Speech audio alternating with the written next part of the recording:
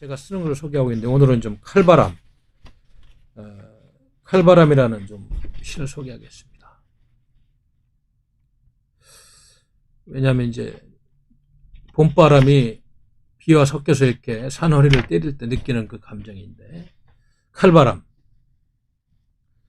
21세기 의병 물결이 이 칼바람처럼 분연히 일어나야 하는데 매서운 소리 쉬익 내며 이 황룡산의 칼바람처럼 우뚝 솟아나야 되는데, 산이 만드는 칼바람은 이리도 드세지만 사람이 만드는 구국투쟁의 바람은 강하게 일어나지도 못하고 미풍으로 끝나는구나.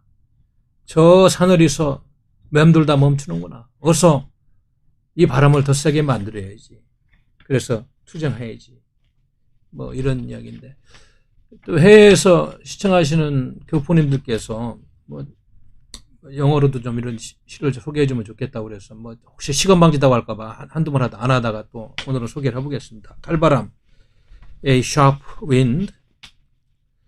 The wave of righteousness in the 21st century, like this knife wind, is supposed to happen with a throbbing sound, like the biting wind of Mount Hwangryong, supposed to rise.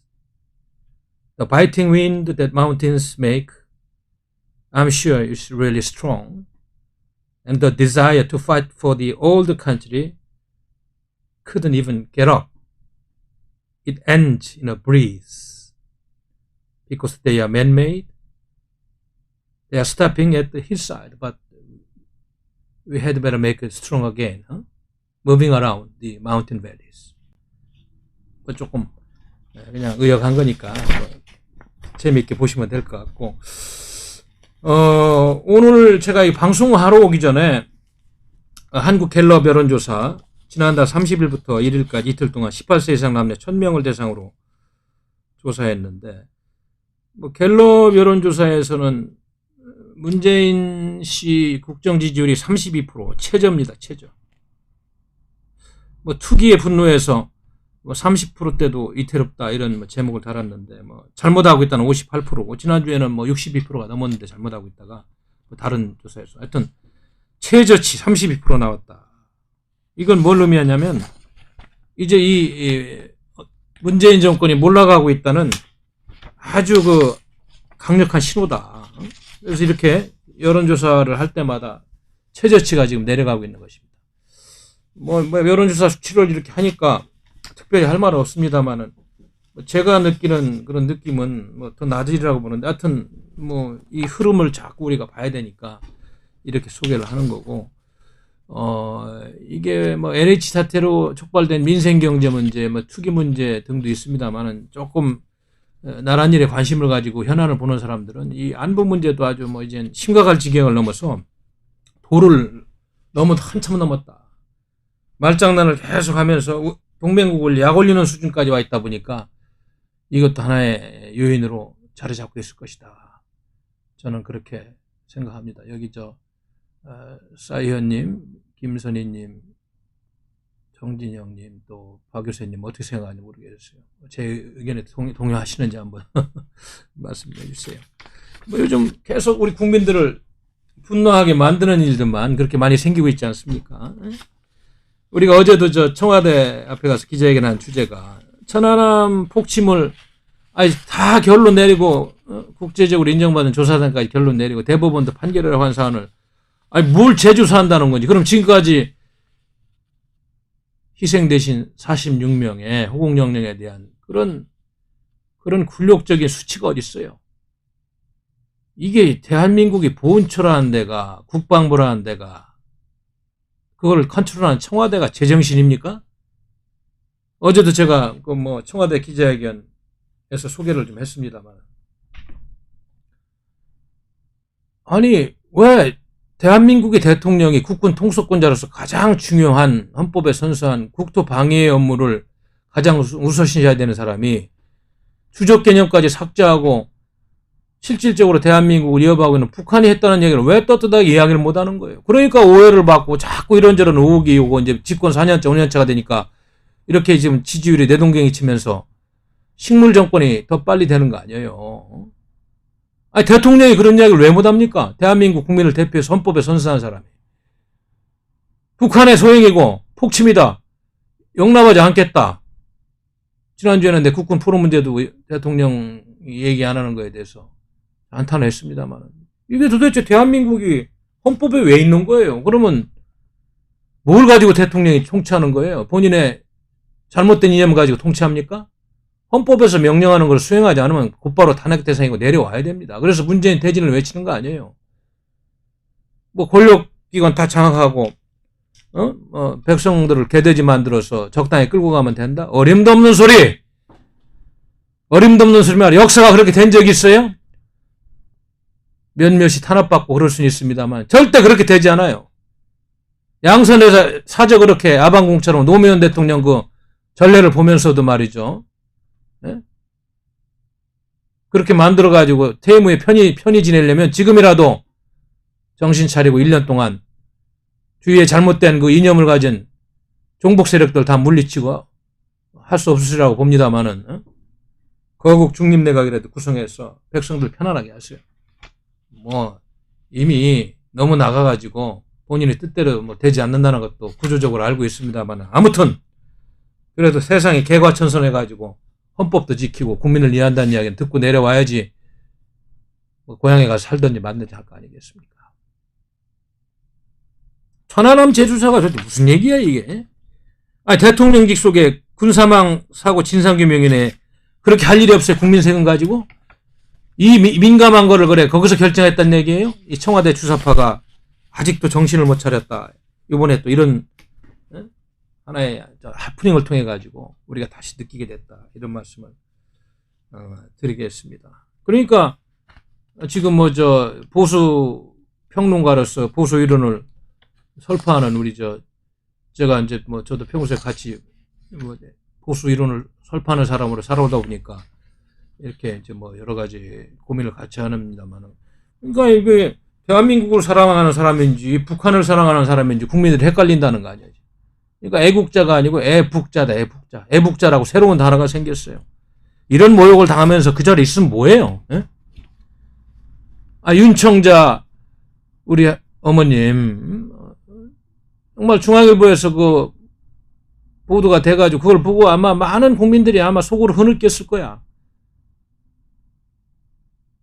많은 국민들이 흐느꼈을 거예요, 정말로. 그 할머니가 제정신인 거지.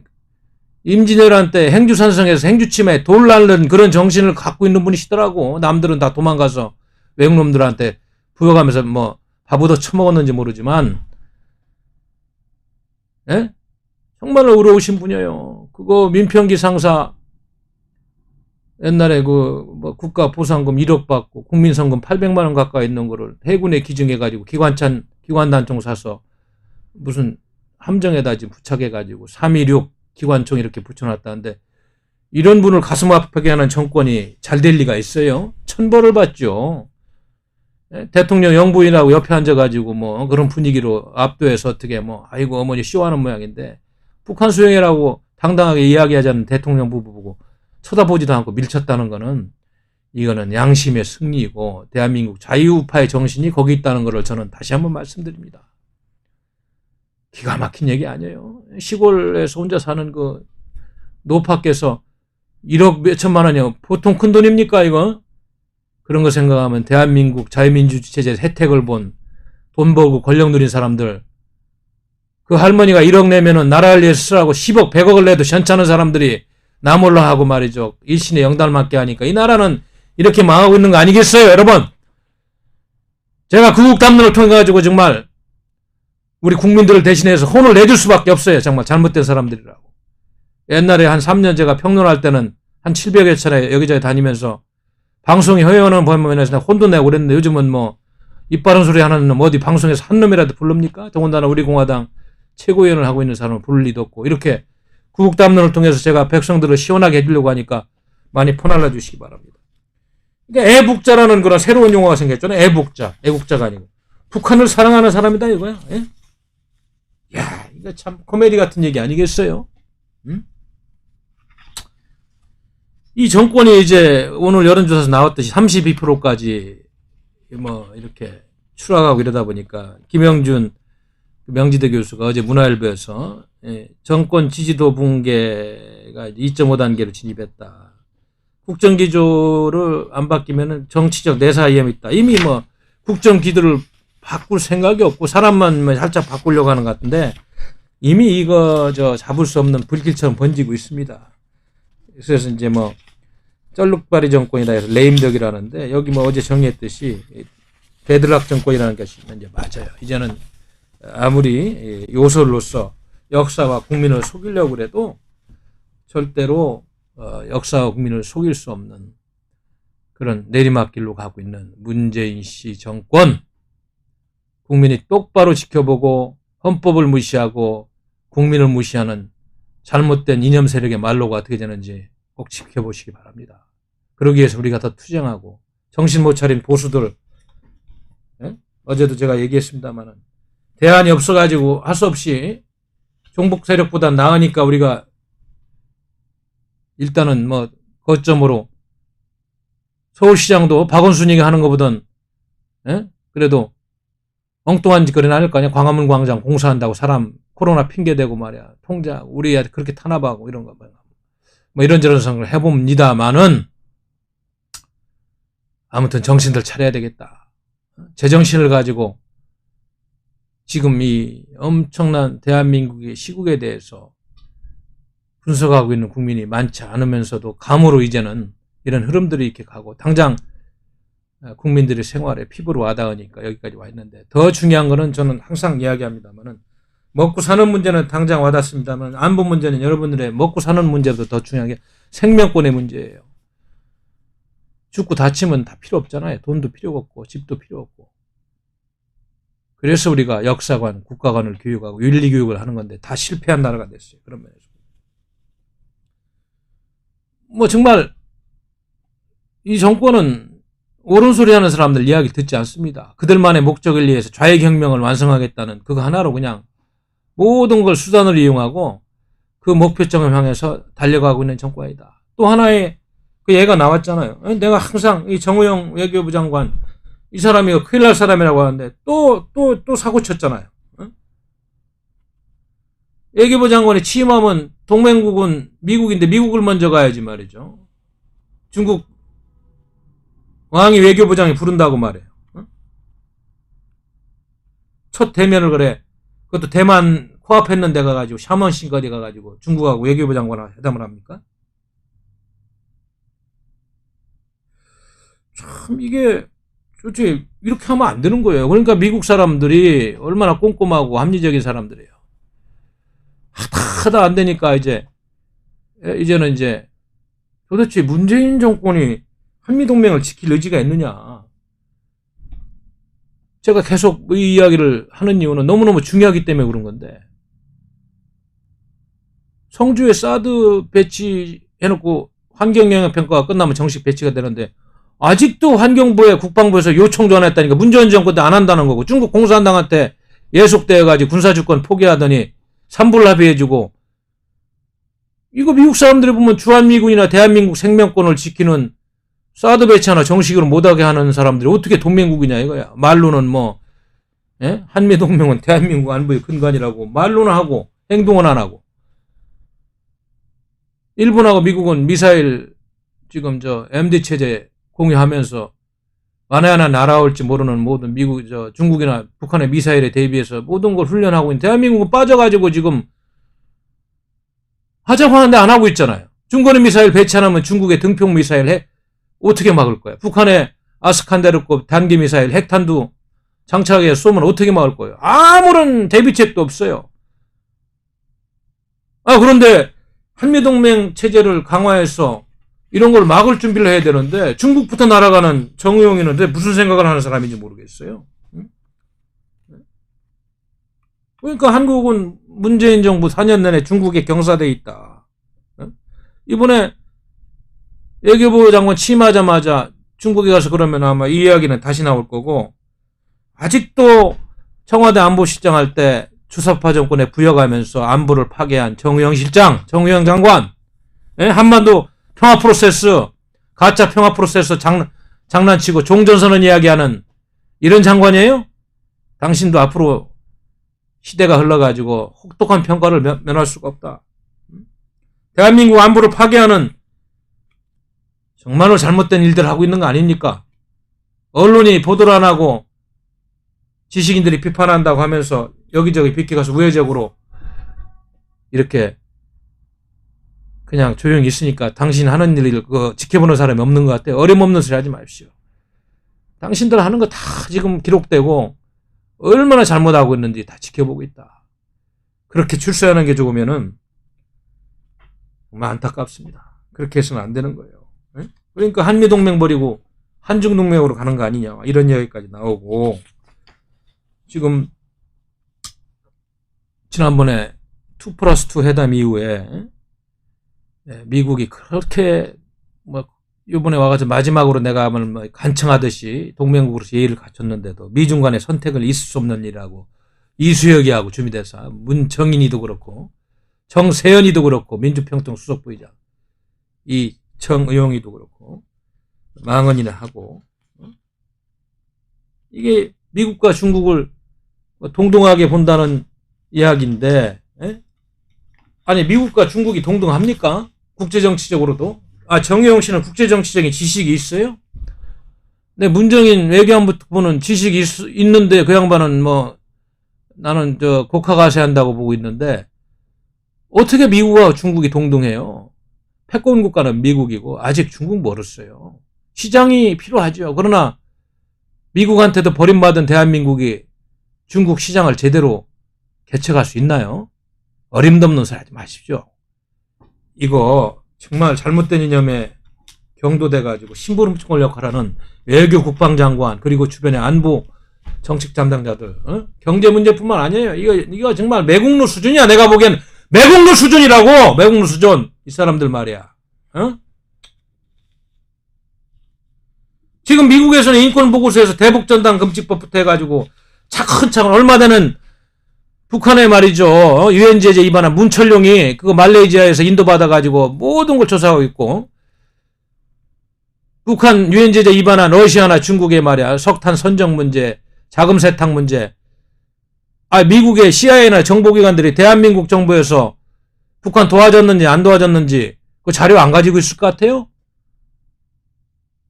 저는 그런 것들이 곧 밝혀질 것이다. 이런데도 지금 중국 가가지고 뭐 하겠다는 거니? 뭐 하겠다는 거야? 예? 기가 막혀요. 외교원장이라는 그 사람 말이에요. 김준영이라는 사람. 예? 반미주의자를 갖다 왜 국립외교원장에 앉아놓고 젊은 영혼들, 외교관들 거기서 교육합니까? 정권 한번 잘못 안 만들어놓은 우리 국민들 정말 다 책임이 있는 거예요. 이거 어디로 가고 있어요 지금? 그래서 기자들이 정영 씨한테 왜 하필이면 중국이냐고 그랬더니 장소를 그래. 대만은 미국하고 지금 중국이 코앞에서 이렇게 한치 앞을 알 수 없는 군사적 긴장감이 남중국해하고 대만의 해협 또 한반도 생각구열 이런 데서 하고 있는데 왜 그리 가냐 했더니 우연의 일치라고. 우연의 일치 좋아하네 이 사람아. 말장난해도 말이야. 이렇게 하면 안 된다. 그래서 전체주의 일당 독재 국가인 중국 공산당하고 세계에서 가장 가난하고 포갑체제인 북한 노동당 정권하고 동맹체제 할 겁니까? 균형해고라? 균형해고 어디 있어요? 국제정치에서 힘이 없는 나라가 간에 불렀다 쓸개에 붙었다 하는 나라 다 철퇴 맞은 거 몰라요? 참 기가 막혀요. 제가 이런 이야기를 저 같은 사람이 안 하면 누가 할 사람이 없더라고요. 보니까 지금 미국과 중국 간에 일촉즉발의 대결 구도가 한반도 주변에서 펼쳐지고 있어요. 중국이 지금 미국을 향해서 절대로 하나의 중국 원칙을 깨지 마라. 대만 문제 건드리지 말라. 남중국해도 마찬가지입니다. 인공수산 만들고 동중국해 문제도 마찬가지고 거기. 그다음에 신장과 티베트 인권 문제 좀 거론하지 말라. 홍콩 문제도 중국 영토의 일본이 거론하지 말라. 이게 미국을 향해서 이런 걸 건들면 안 된다고 이렇게 강하게 얘기하는데 미국은 그걸 건드리지 않을 수가 없어요. 미국의 이익을 위해서 패권 국가로 남으려면은 헤제모니 국가로 이거를 건드리지 않을 수가 없어요. 그래서 제임스 스타버디스 그 전 나토군 사령관이 3월 7일 날 니케이 아시아에 미국이 중국에 제시한 6개의 레드라인이 굉장히 지금 주목을 받고 있는 거 아니에요. 그게 뭡니까 지금? 핵무기, 생화학무기로 미국과 동맹국을 공격해서는 안 된다. 중국한테 미국이 지금 6가지 원칙을 얘기합니다. 대만과 주변 섬들을 무력으로 침범, 대만을 경제 봉쇄하고 대만 공공인프라 기관에 대한 대규모 네트워크 공격 포함해서 그러니까 대만을 절대로 침범해서는 안 된다는 원칙. 중국명 나오이다오죠. 센카쿠엘도나 일본군을 공격해서는 안 된다. 남중국해에서 인공섬을 추가로 건설해 군사기지화해서는 안 된다.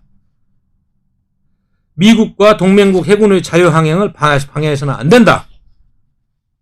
미국과 동맹국의 주권, 영토, 군사시설을 공격해서는 안 된다. 분명한 원칙을 표시하고 중국도 못 물러서고 미국도 못 물러서는 한판 붙어야 되는데 미국은 지금 동맹국가로서 미국에 바짝 붙어가지고 모든 걸 협력하고 있는데 대한민국은 뭐 선택할 사항이 아니라고 애매하게 중국 공산당에 저 가서는 딴소리하고 미국 만났을 때는 애매한 말을 비껴가고 이게 동맹국가를 할 수 있냐고. 이거 어차피 한판 붙는데 이럴 때 확실하게 보험을 들어놔야 될 거 아니야. 보험을.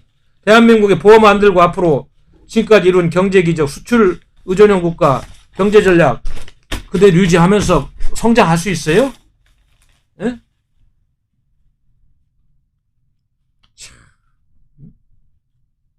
이건 아까도 얘기했습니다만 이 지금 문재인 정권 주변에 불구적적한 친중 친북 인사들이 그냥 대거 포진해가지고 70년 동안 우리가 쌓아온 소중한 한미동맹 자산 국제사회에서 인권과 자유민주주의를 숭상하는 대한민국의 자산을 다 까먹어버렸어요. 그걸 돈으로 환산할 수 있냐고. 이자들이 그걸 어떻게 물어낼 거야. 이자들이 이거 다음에 정권 바뀌면 철저히 조사해가지고 이거 다 추궁해야 됩니다. 김주영이라는 사람이 뭐라고 그랬어요. 그 책에 영원한 동맹이라는 역설 이런 책에서 말이야. 한국은 한미동맹에 중족돼 있다. 압도적인 상대에 의한 가스라이딩 현상과 닮아 있다. 가스라이딩 현상이라는 거네. 심리학적 용어인데 이게 무슨 얘기냐면 강자가 약자를 심리적으로 지배해서 제대로 된 판단을 하지 못하는 상태에 이르게 한다는 뜻이다. 이래서 미국에 너무 경도되어 있다는 이야기 이런 식인데 그래서 미국 때문에 상식적, 합리적, 실용적인 판단을 하지 못하게 됐다. 이런 이야기를 하는 놈이 국립외교원장을 하고 있는 거예요. 그래서 한미동맹은 출발부터 기울어져 있다고 그러고 미국은 35년 일본 제국주의를 벗어나게 해준 해방자라기보다 실제로는 식민지인을 대하는 새로운 점령군에 가까웠다. 이런 내용을 그 책에 썼다는 거 아니야. 역사도 바꾸고 대한민국 국민들을 적용하는 이런 자들이 지금 이렇게 나라를 망치고 있는데 우리 국민들이 그냥 이렇게 보고 있어야 됩니까? 아니 그럼 대통령은 왜 한미동맹 우리 외교안보 정책 근간이라고 그냥 말장난을 하냐고. 밑에 놈들이 이런 말장난 하는데 뭐예요 도대체. 이래서 신뢰성 있는 국가가 됩니까?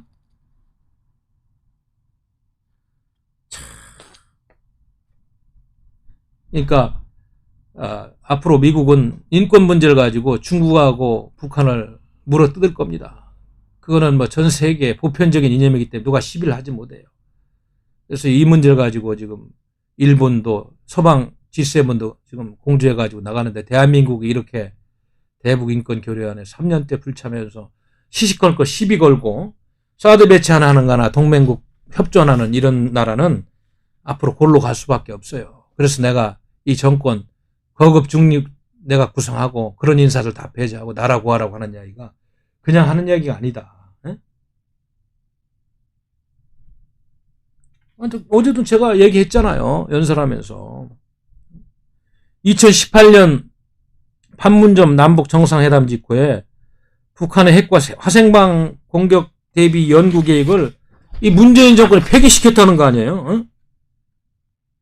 2017년에 6차 북핵 실험을 계기로 핵 화생방 공격 시 국민 생존 방안을 연구하라는 영역을 공고를 해놨는데 판문점 회담이 끝나자마자 취소했고 이유는 안보 환경 변화라는 거예요. 안보 환경 변화가 군사주권 다 내주고 북한한테 다 저당 잡히는 이런 짓거리 하면서 평화가 왔냐고. 에?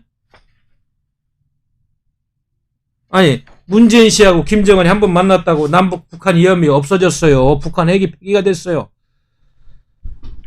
그리고 5,000톤에 달하는 무시무시한 북한의 생화학 무기가 폐기됐습니까?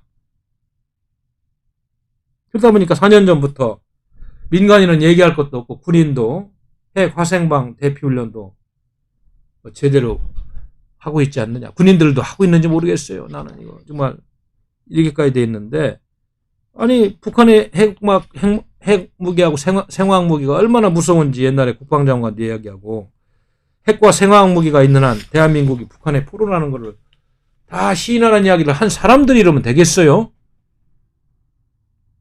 지금 지난번에 미 육군성 보고서에 나왔습니다만은 생화학 무기를 무려 20여 종을 지금 5,000통을 갖고 있다는 거 아니에요. 탄적은 1kg만 서울 상공에 뿌리면 5만 몇 명이 그냥 희생된다는데 5,000톤이랍니다. 1톤에 1,000kg이에요. 네? 1kg에 5만 명을 죽인대요. 대한민국 국민 씨를 말려도 5,000톤이면 뭐 남을 것 같은데. 그런데 더군다나 최근에 단거리 미사일 발사하는 거 규탄하지 않는 이 정부. 거기다 핵과 생화학탄 탑재해서 쏘면은 우리 그냥 골로 가는 거 아닙니까? 누굴 겨냥한 거예요? 더군다나 핵 EMP탄, 전자기파탄 발사하면은 그게 이제 핵폭탄이 만약에 서울 상공에 40에서 100km 상공에서 폭발하면 강력한 전자기파를 발생시켜서 광범위한 지역의 모든 전자기기를 망가뜨리고 예를 들면 요격미사일, 탱크, 자동차, 전투기종, 컴퓨터 칩이 들어간 모든 무기가 고철화되고 전력, 통신, 가스, 수도가 끊기고 지하철, 자동차, 배는 일절 멈춰서고 은행의 모든 거래 내역, 대출 중 기록도 사라진다는 이런 어마어마한 수단을 다 갖고 있는데 무슨 배짱으로 평화가 왔다고 미국하고 협력 안 하고 믿을 수 없는 그 빨간 세력들하고 저렇게 평화가 왔다고 짓고 다니는 거예요. 그러니까 의심하는 거 아니에요. 이제 출생 성분까지 제기하는 말에 그런 증언들이 나오고 왜 그러는 거냐고 왜? 응? 그래서 우리나라 국방과학연구소가 지난번에 북한이 한 6차 핵실험 수준의 핵폭탄이 서울 상공에서 터지면은 어떤 모의 실험을 했더니 최소 250km 내 모든 전자장비가 먹통이 되고 이렇게 되면 남한의 대부분이 그냥 석기 시대로 되는 거예요. 우리 핸드폰도 그냥 고철덩어리 되고 은행에 있는 예금도 다 지워져 가지고 누구 건지도 모르는 거예요. 대한민국 이렇게 허술한 나라입니다. 지금 경제 30배 50배 산다고 뭐 웃긴 소리 하지 마세요. 그거하고 경제력에 비해서 좋은 무기는 살 수 있지만은 정신이 부패한 놈들은 아무 상관이 없어. 그 국방력하고 정신이 살았을 때 경제력이 빠지지 말 때 그게 국방력하고 비례해서 커지는 겁니다. 응? 아니 이렇게 평화신화하고 말이죠. 아니 김정은이가 신경가스로 그 이복형 죽이는 거 못 봤어요? 고사포로 말이죠. 그죠? 이모부 장성택이 죽이는 거 못 봤어? 아 그런 사람하고 무슨 평화가 왔다고 종이 쪽지 하나 가지고 평화를 이야기합니까? 아니 젊은 친구가 맨날 술 먹고 아마 요상한 음란한 생활하는 것 같던데 얼굴 보면 생화학 무기 버튼을 갖고 있는 그 젊은 친구가 무슨 일을 낼지 알아요. 그런 사람 믿고 평화가 왔다고 북한은 핵무기 개발 안 하고 뭐 절대로 뭐 전쟁이 없다고 그렇게 떠든 좌파 지도자들 지금 어디가 있어? 책임질 수 있어요? 다 거짓말이잖아. 지금 보니까 다 거짓말이야. 대한민국 이렇게 망하게 한 사람들 다 어디가 있냐고. 에? 기가 막힌 거야 지금 보니까요. 에? 제가 오늘도 여기 방송 오기 전에 브루킹스 연구소 들어가가지고 최근에 북한 관련 연구물들 뭐 지금 나온 거 다 지금 검색해 보니까 지금 뭐 바이든 정부 들어서가지고 북한을 어떻게 다루면 좋겠느냐, 북한의 핵 문제를 어떻게 해체하면 좋겠느냐, 여러 가지 지금 또 종전선언 그렇게 막무가내로 전작권 달라는 대한민국 정부 이거 정말 한참 벗어난 거지. 뭐 등등 해가지고 많은 미국의 전문가들이 한반도 문제를 분석하고 있는데 우리 정부는 지금 너무 혼자 동떨어지게 탈미, 친중, 종북으로 이 나라를 지금 거덜내고 있는 현장을 나는 보는 것이 너무 안타깝다. 그리고 대한민국 언론들 말이죠. 좀 보도하려면 제대로 하세요. 국민들이 제대로 하게끔 용어도 좀 진실된 거 쓰고, 그리고 지식인들 칼럼 쓸 때 좀 두리뭉실하게 얘기해가지고 국민들이 못 알아듣는 얘기하지 말고 제가 지금 방송하는 것처럼 제대로 알아듣게 하세요. 나라가 어떻게 됐는지. 그러니까 언론도 나라 망하게 하는데 일조하는 동조자밖에 안 됩니다. 이렇게 되면. 예? 그래서 이렇게 지금 나라가 망하고 있는데 말이죠. 뭐 천안함 폭침을 부정하는 조사, 이게 말이 되냐? 오직 했으면 천안함 생존자 예비역 전후회장 전준영 씨가 말이죠. 몸에 휘발유 뿌리고 청와대 앞에 가서 죽고 싶은 심정이다. 물론 하도 국민적 저항이 었으니까 뭐 그거 안 하기로 했답니다만은, 이게 어떻게 있을 수 있는 일입니까? 그러니까 무슨 서프라이즈 대표 회장이라는 사람 과거에 신씨 뭐 신모 씨 얘기 듣고 이런 거 한다는데, 이거 정말 이 정부가 레드라인을 계속 넘고 있어요. 국민의 영린을 건드리고 있단 말이에요. 응? 그러니까 애북자라는 이야기가 나오고 말이죠. 그렇게 되고 있다는 걸 여러분들이 지금 깨달아야 된다. 그런 말씀을 드리는 겁니다. 존경하고 사랑하는 당원동지 여러분, 이거 뭐 하도 많은 일들이 이렇게 벌어지니까 저와 같은 나약한 지식인이 물론 정당인으로서 좀 투쟁을 하고 있습니다만은, 참 왜소한 마음으로 투쟁을 하면서도 그래도 이 교회 해외로 나가고 우리 당원들과 함께 나라 걱정하는 마음을 멈추면 안 되겠다는 마음으로 울분에 찬 마음으로 이렇게 방송을 합니다. 오늘 또 제가 새벽에 하나 보니까 정부가 유엔은 대북제재위원회 자료 요청을 거부했다고 그래요. 유엔 회원국인 대한민국이. 이 정부가 이게 도대체 아예 그냥 까놓고 얘기를 하지 그래. 예? 유엔한테. 우리 정부는 이런 정부. 이 내용인즉은 뭐냐면 정부가 대북제재 위반을 우려하는 사안과 관련한 유엔 안보리 대북제재위 전문가 패널의 질문을 받고도 개인정보보호법을 이유로 주요 자료를 제공하지 않은 것으로 드러났다. 이게 이제 뭔 얘기냐면, 지난달 31일 공개된 대북제재위 전문가 패널 연례 보고서에 따르면 전문가 패널은 2019년에서 2020년 통일부 산하 통일교육원이 주최한 미술전시회와 2019년 국회 문화체육관광회가 주최한 남북미술전에 제재 대상인 북한 만수대 창작사 작가들의 작품이 전시됐다는 보도에 관한 해명을 요구했고, 안보리 질의의 정부는 통일교육원 전시 작품들이 주관사인 KMS나 네트워크와 또 한국미술품 수집가 소유라며 만수대 창작사를 포함한 북한 국적자와의 직간접 접촉은 없었다, 이렇게 답했다는데, 이게 구매라든지 반입 경로 확인의 단서가 되는 소장자의 신원에 대해서는 개인정보보호법을 들어서 뭐 이렇게 자료 요청을 거부했다 하는데, 아니 분명히 유엔 대북제재위원회에서 이렇게 그 제재사항을 위반하면서 지금 이런 자료를 달라고 하는데, 이것도 뭐 안 주는 정부니까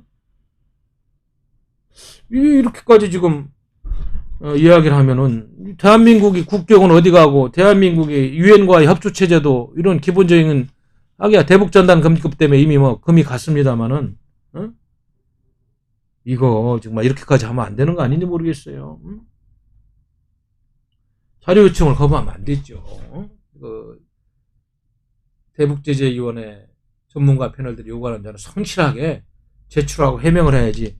뭐 떳떳하면 제출을 못할 이유가 없는데, 지금 내가 보기에는 이게 지금 떳떳하지 않으니까 그런 제대 대상인 북한 작가들의 작품이 왜 전시됐는지 그걸 알려줘야죠. 그걸 그렇게 안 하면 안 되지 않느냐, 이런 생각이 드는 겁니다. 예? 그러니까 오늘도 뭐 저기 동아일보에서 미국의 석학 조지 프리드먼 교수하고 아마 인터뷰한 그런 기사가 아까 뭐 제가 잠깐 봤는데, 그분도 지금 이야기하고 있잖아요. 그분은 이제 미래학자처럼 국제정치학자로서 많은 얘기를 마치는 분인데, 조지 프리드먼 교수가 한미 동맹은 가치를 공유하는 공고한 동맹이고, 저 미국과 중국 사이에서 이렇게 뭐 균형제 역할을 하고 양자택일을 할 것이 아니라는 이야기를 하는 건 잘못됐다는 지적을 하고 있잖아요.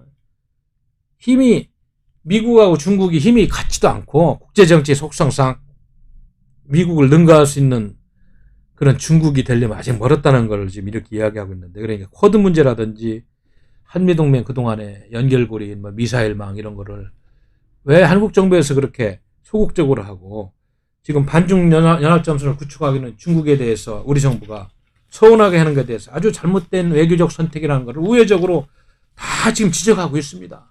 조지 프리드만도 그런 이야기를 하고 있어요. 어떻게 하려고 그래요? 정말로. 이 정부 정말 이 안보 문제 이러면 안 돼요. 경제 문제는 좀 배고프게 살면 되지만 안보 문제는 국민 생명권이 자라나서 우리가 이 존재하지 않습니다. 잘못하면. 뭘 믿고 대한민국의 평화가 온 거야? 내가 보기에는 건국 이래로 6.25보다도 더 어려운 전쟁 날 수 있는 확률이 가장 많아지는 한반도 환경인데 무슨 평화야, 여러 죽을 놈은. 평화도 여러 종류의 개념이 있잖아요. 네? 그러나 진정한 평화는 전쟁을 억제할 수 있는 힘을 확보하고 그런 정신 상태를 가지고 우리가 원하는 자유로운 질서를 유지하고 개인의 자유와 그리고 사유재산권을 보장하는 그런 능동적인 의미의 인간 안모가 잘 구현되는 그런 평화가 평화지. 굴종적으로 어디 예속돼가지고 할 말도 못하고 무슨 똥개처럼 끌려다니면서 전쟁 안 한다고 그게 평화입니까? 평화의 개념부터 다시 공부하길 바랍니다.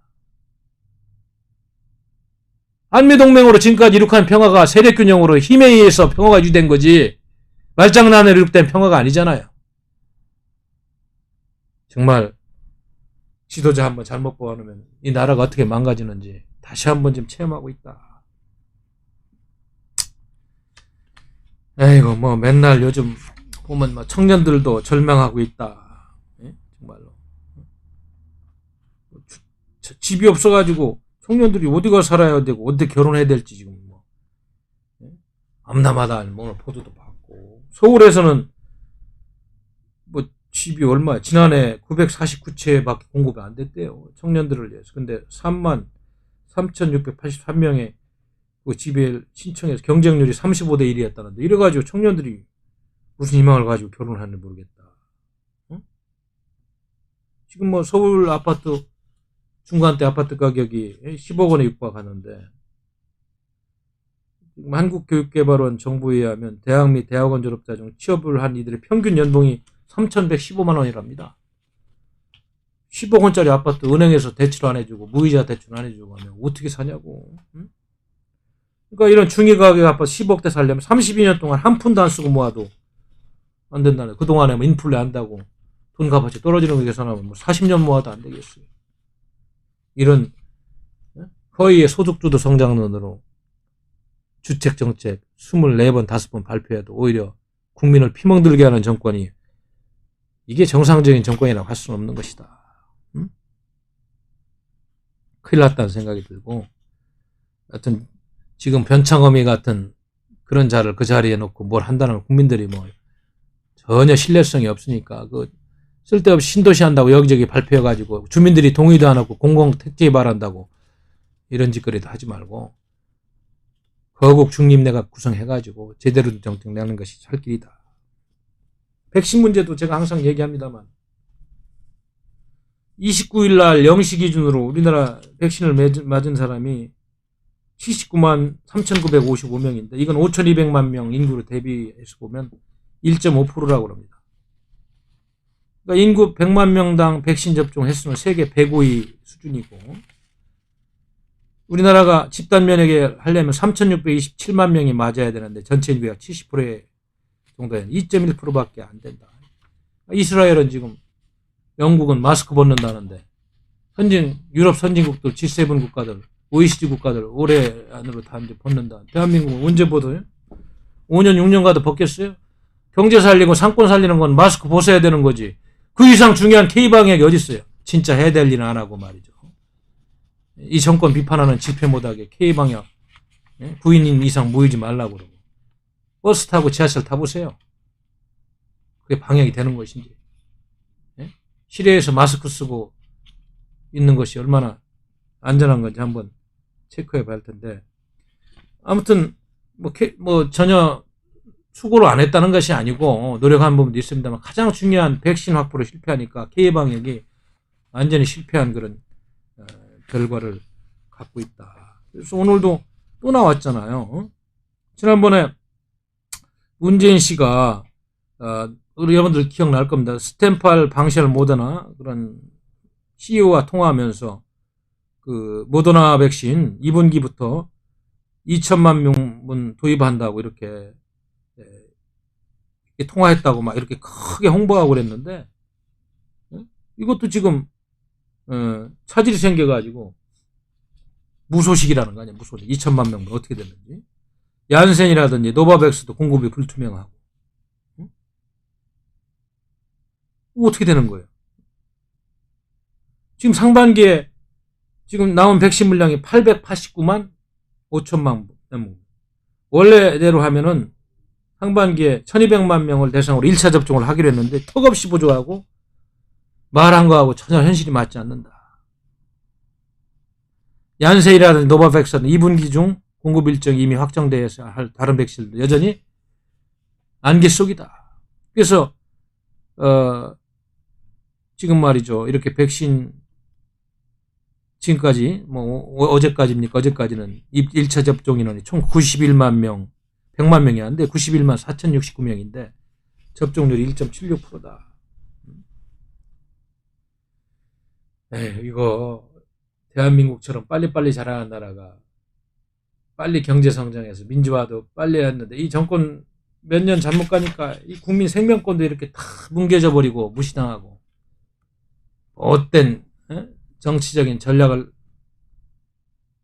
어디다 갖다 들이대는지 모르겠어요.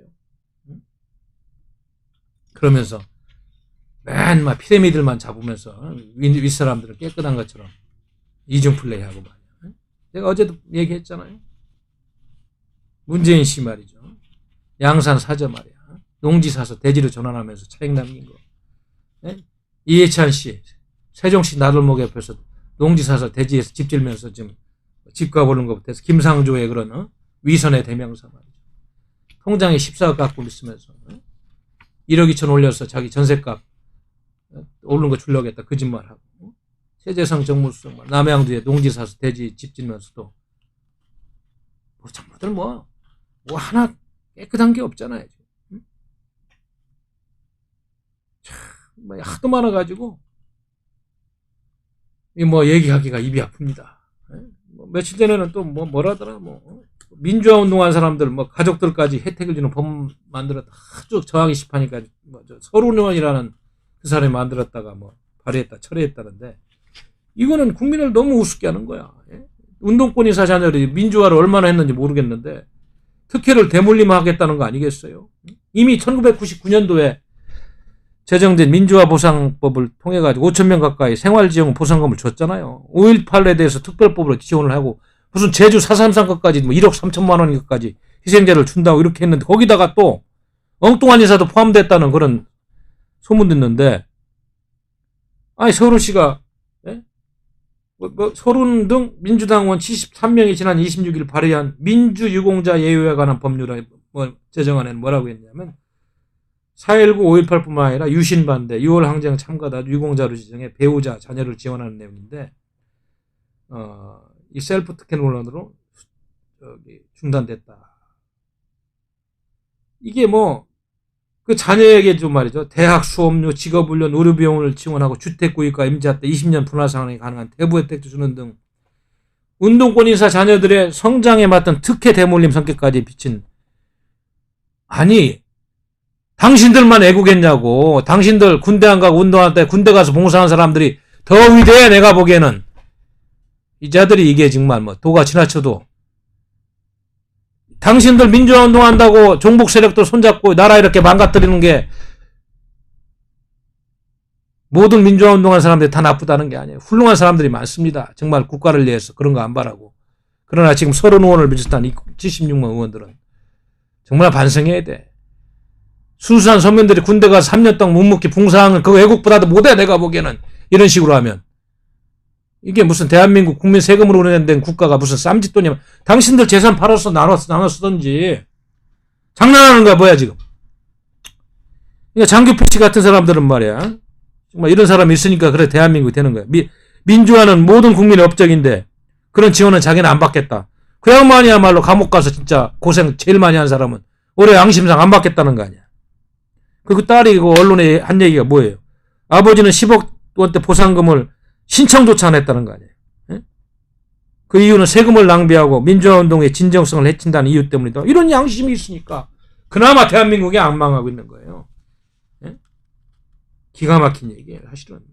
이런 문정권의 내로남불이 어디까지 가는지 모르겠어요.